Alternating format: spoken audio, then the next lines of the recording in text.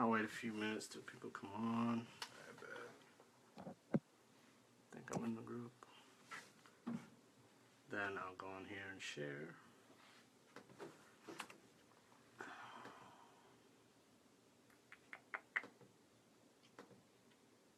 Alright.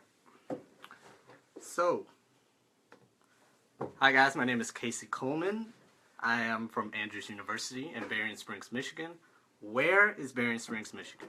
Berrien Springs is in western Michigan. It's about 20 minutes south of St. Joe, if you know where that is.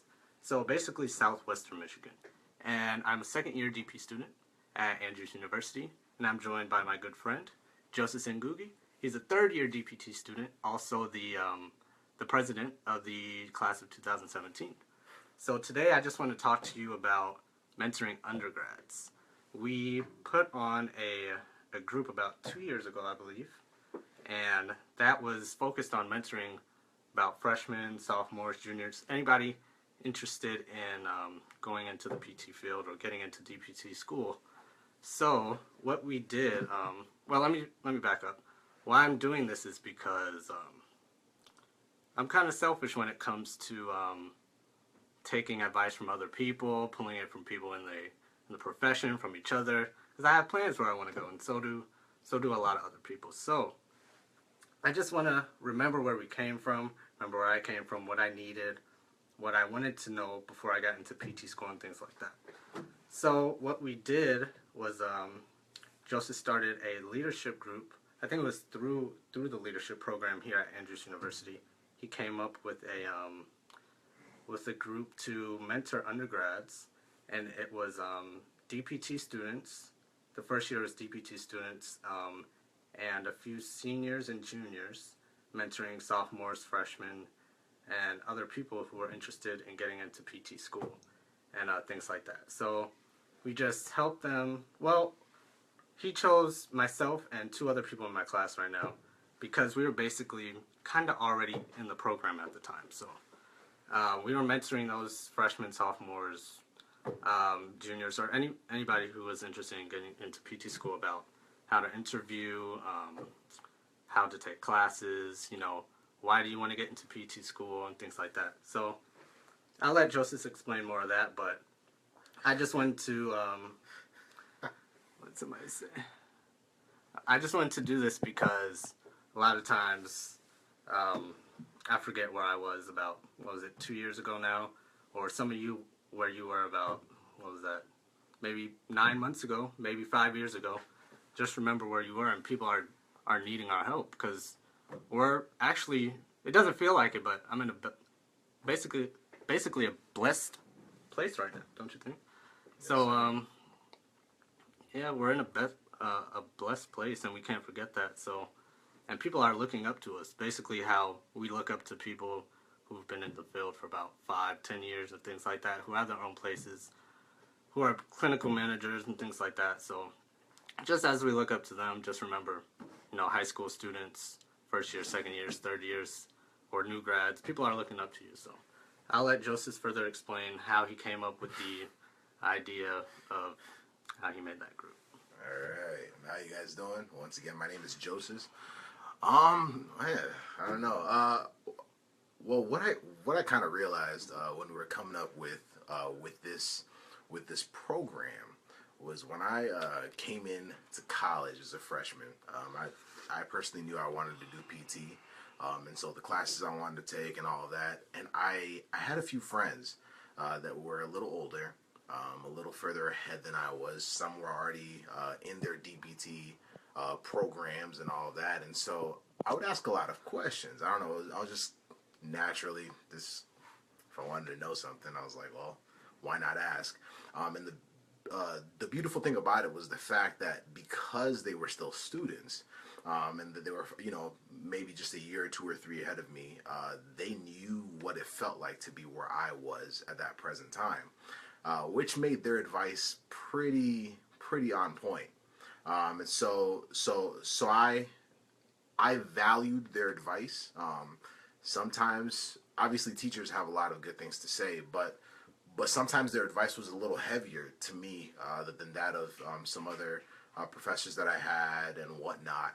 And so kind of going through that process, once I got into the PT program, or once I was about to get into the PT program, a few buddies of mine and I were chatting and saying, man, what if we had something that did just that put new students, undergraduate students that are aspiring future physical therapists that want to be PTs, why not set them up early on?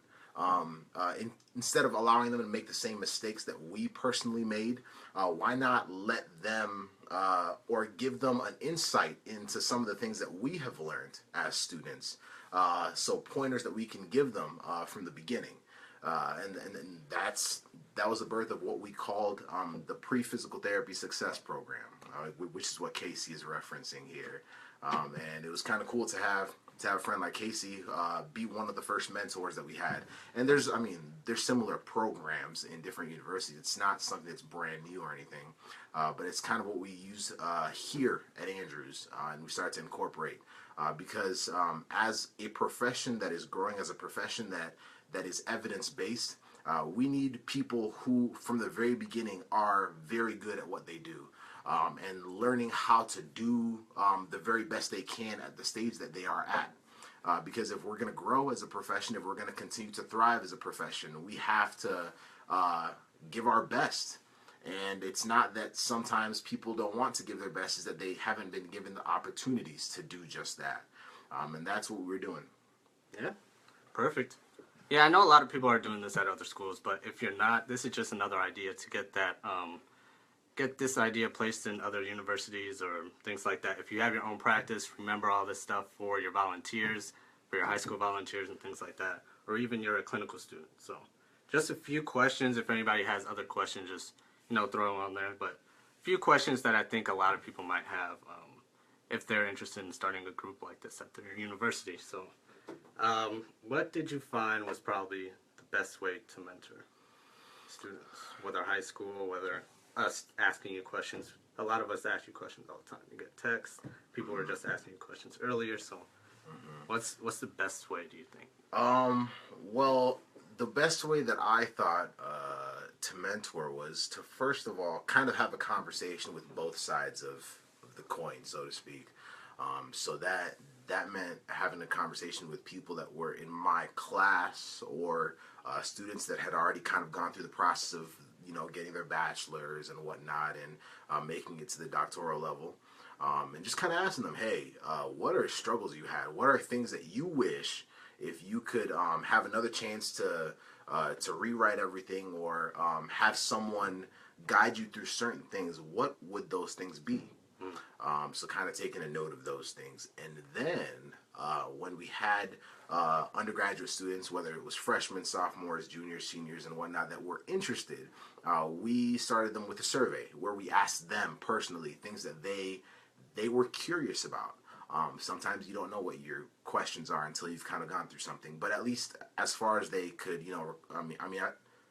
as far as they knew at the time, what were questions they had, and utilizing both sides, that's how we were able to kind of know what to hit, because you don't want to just start talking about random things without meeting a specific need.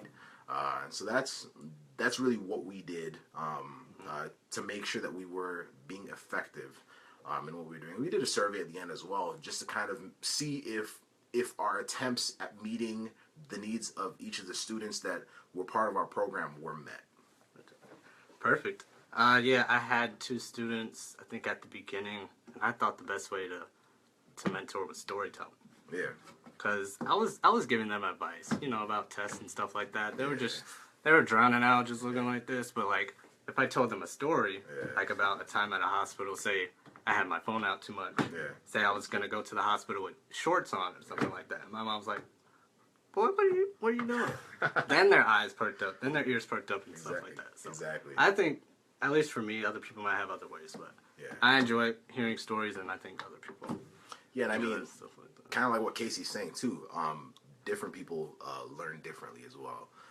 So it's not just something where we sit down and say, all right, here are answers to questions that you might have. Simply, no. It was very engaging. We had small groups, so we usually had 3 to 4 undergraduate students with each mentor that we had set up and trained, with Casey being one of the original mentors. And that allowed us to have an environment that was very, very social. Very, very friendly to the person that wanted to ask questions that may be more personal, without feeling as though they were being, kind of, stripped in front of many people. It allows people to be a lot more honest about what their concerns are and such. But then it also allows you to get a feel for what people's personality preferences are in terms of how they respond to certain things, whether it's by stories or whether it's by hands-on experiences and this, that, and the other. So, yeah. Cool, perfect.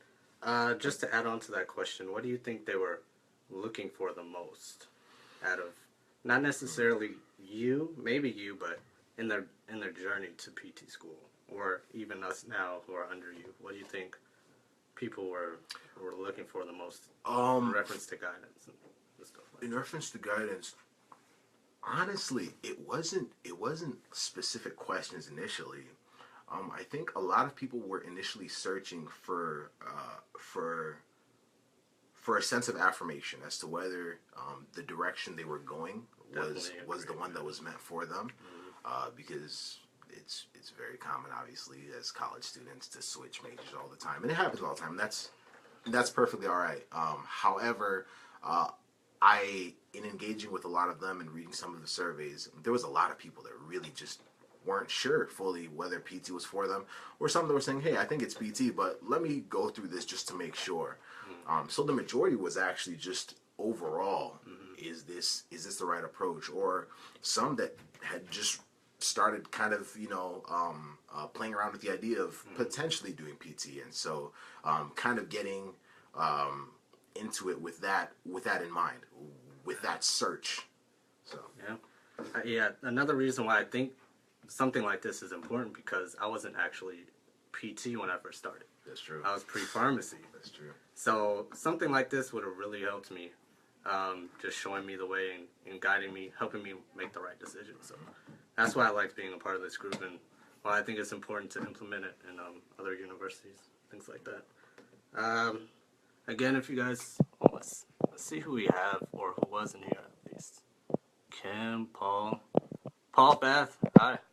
Gary, we were just talking about Gary, Melissa, Erica, Josue, Jared. I'll tell you about Josue, Paul Fath, and do you know Ben Fung? No. Well, he has Snapchat. Go check out Ben Fung, UpDoc Media. Oh, DJ was on here as well. He's a third-year GPT student as well. Jonathan, Hillary, Nick. He's also in the course I was telling you about. Yeah, shout out to DJ though. DJ was one of the people that when this idea was kind of being born, was one of the dudes that was key in making those ideas come together. So next question. You're out on clinicals right now. What do you think is what internship advice can you give? Oh man, I'm actually having a lot of fun with my clinical rotations right now.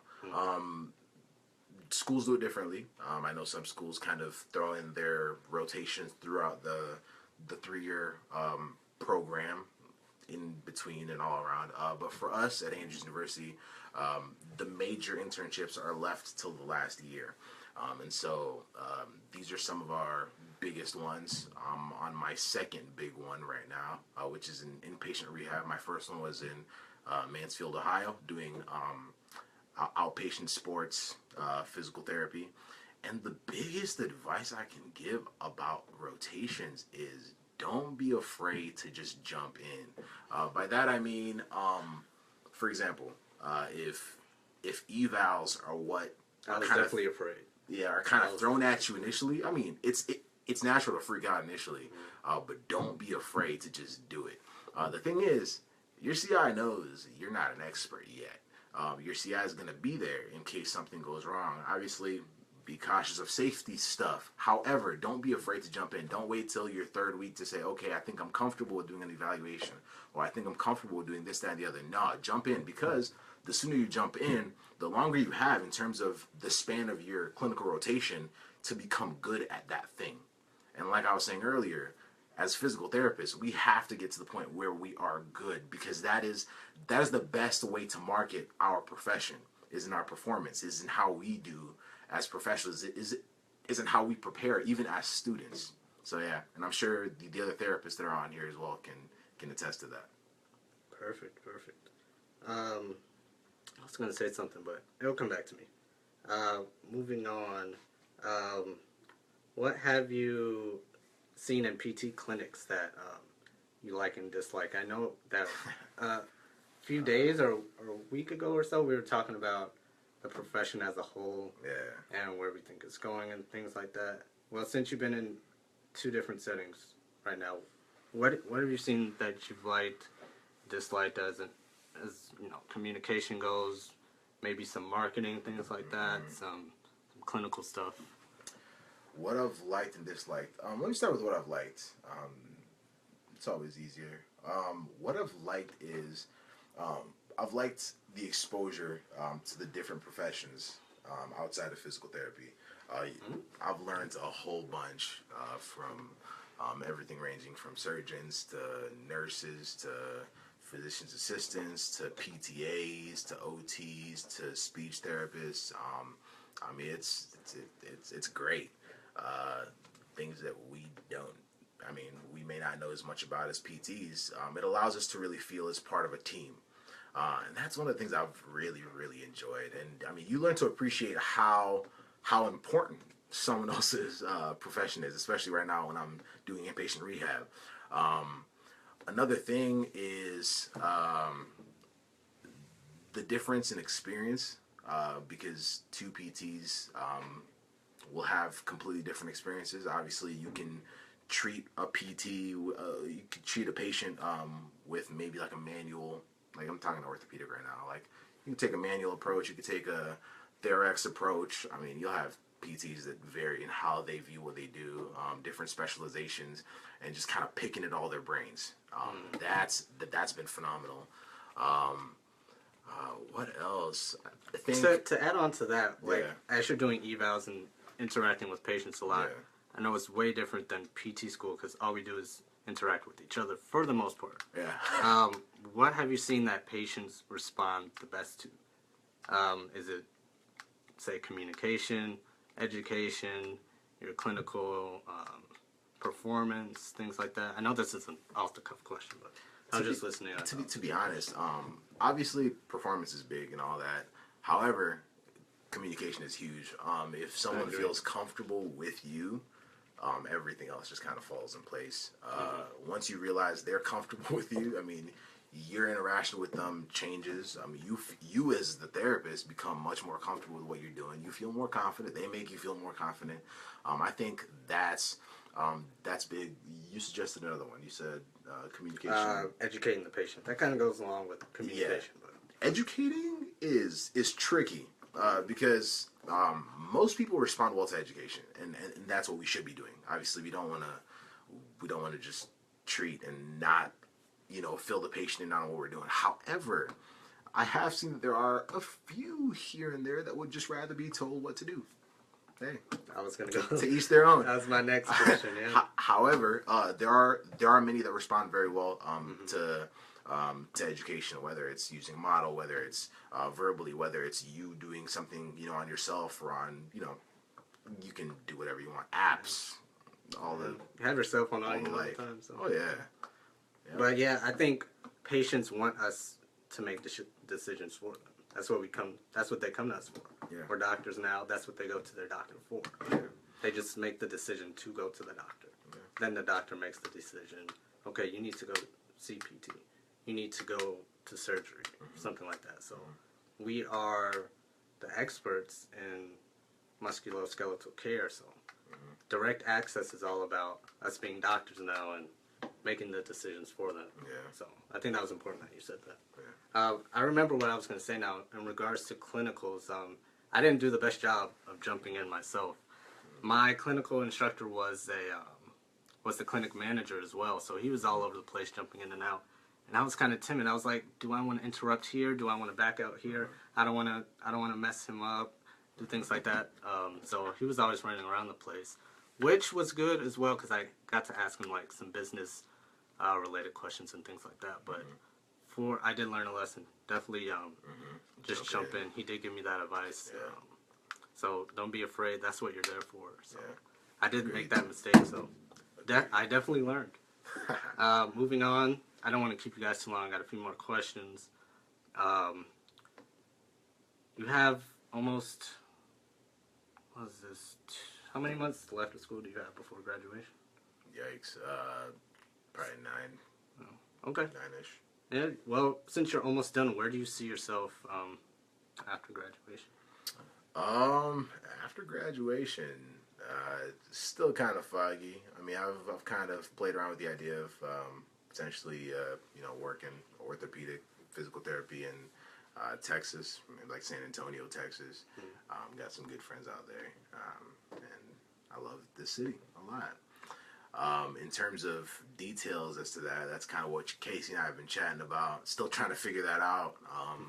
Ultimately want to own my own practice and all that stuff, but right now still in the works of kind of, dialoguing with different therapists that have done just that, playing around with everything from cash-based to insurance and all that other It's scary. stuff. It's scary thinking about it. Yeah, and there's still a lot that, I'll admit I still don't fully know, and I'm still looking into, and that's the beauty of kind of inquiring, with different professionals about all that stuff. But yeah, ultimately it's kind of my direction after graduation. But we'll see what happens.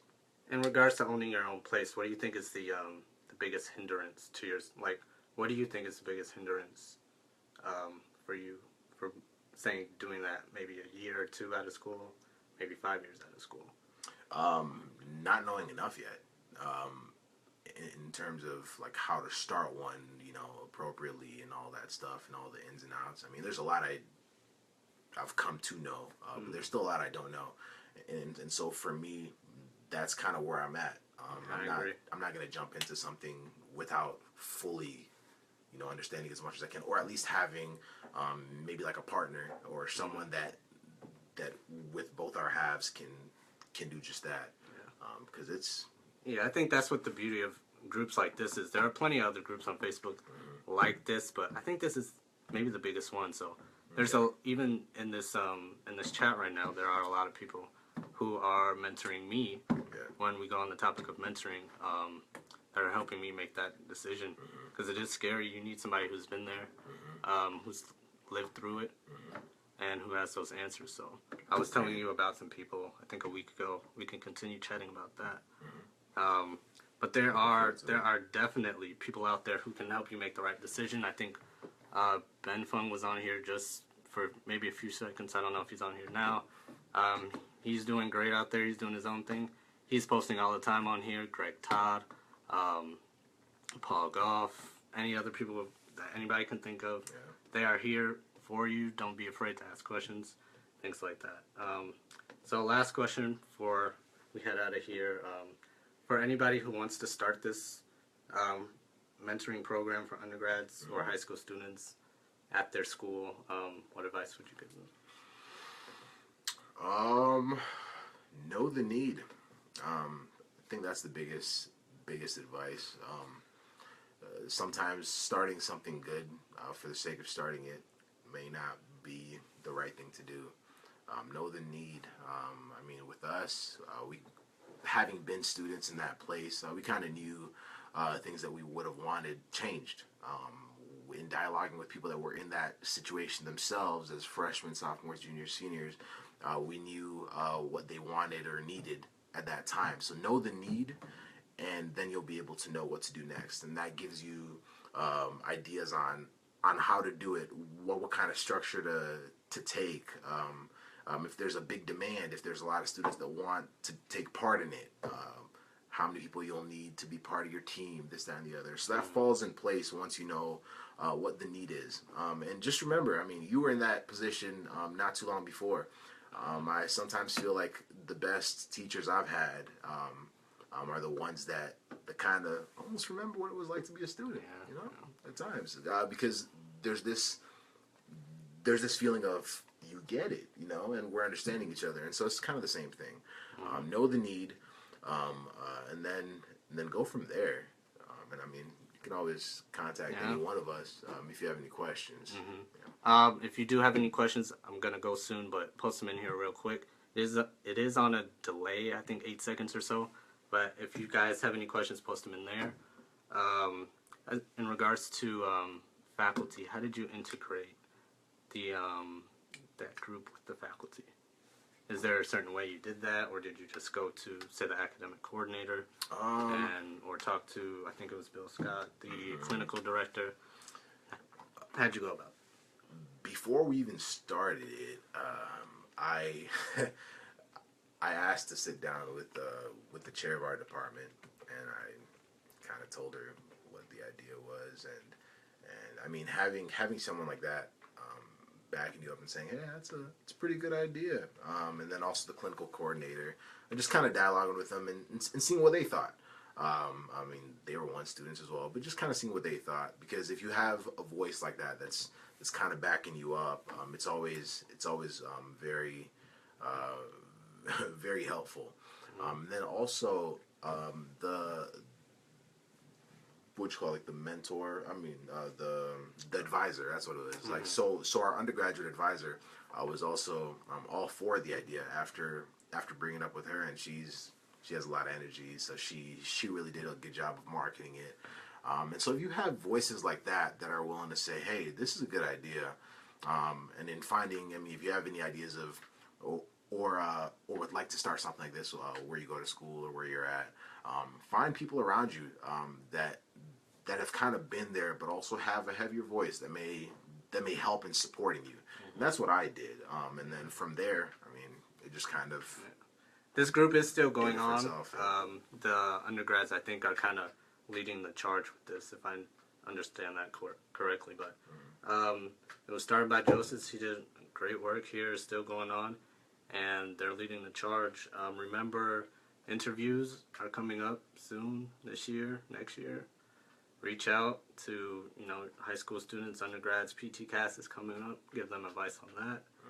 And thanks for the time. Joseph is here on clinicals, so just wanted to make sure I grabbed him. We were chatting about some future stuff. We might be here on this group again soon, so you can contact us through our Facebook and stuff like that.